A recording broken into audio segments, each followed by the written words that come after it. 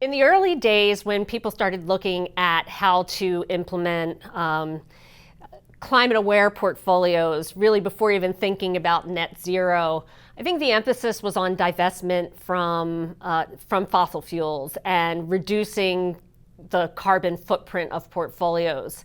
And that is still an objective, but I think it's become a lot more nuanced and thinking about making real world change that will benefit everyone, including my investment portfolio. So that involves investing across the risk reward spectrum and looking at opportunities that in venture capital that can solve problems, then in buyouts and growth equity that can help scale and de-risk strategies, and then large buyouts and infrastructure strategies that can broadly disseminate strategies once they've been de-risked.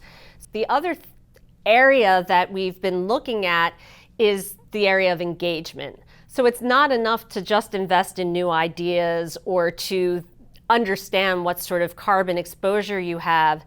We also need to think about where most of the emissions are coming from, and that's across most of the portfolio. So what are companies doing? What are their credible plans, to use the language of net zero, to get to net zero, and not just by 2050 or by 2030? What are the steps on the way? Because you can't just flip a switch and get there at 2050. You have to think about how are we getting there over time.